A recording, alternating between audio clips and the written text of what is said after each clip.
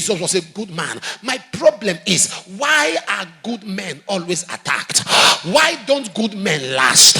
Jesus was a good man. He went under the attack. He came under the horrific attack of the devil. Have you gone to your village?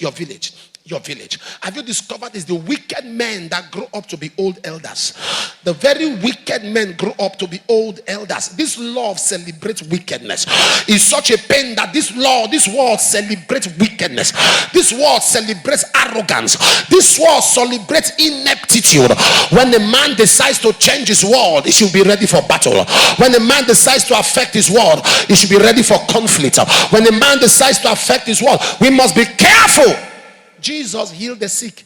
He fed the hungry. He raised the dead. After he died, hunger came back. Sickness came back. We live in a generation that we try to destroy those we can't replace.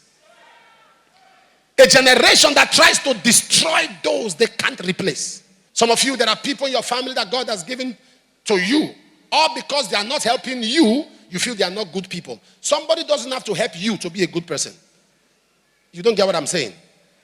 Somebody doesn't have to favor you to be a good person. So long they are helping others. If it hasn't got into your turn, it means God does not want anybody to share his glory in your life. Work hard and be great. Stop looking on who has helped you or who has not helped you. You didn't give them what they have. You didn't make them what they have. Are you following what I'm saying? This hasn't given me this. Are you not ashamed? What is your contribution to their life, to their rising? What's your impact to their lifting?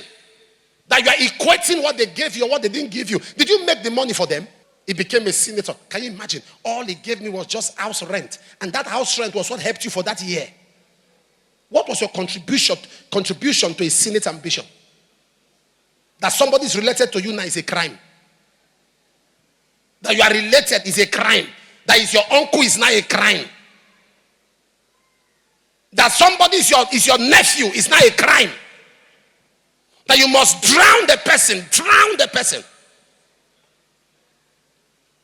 Am I communicating here? We live in a very degenerate generation. A generation of arrogant entitlement.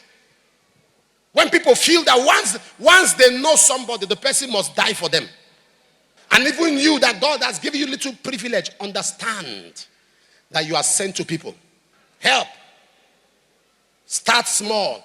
The little. And don't be arrogant about it. It's a privilege. You are a woman. God has privileged you to be the one who has a job. Your husband has no job. Cover for him. Stop all this. I'm the breadwinner. How much is bread? How much is bread?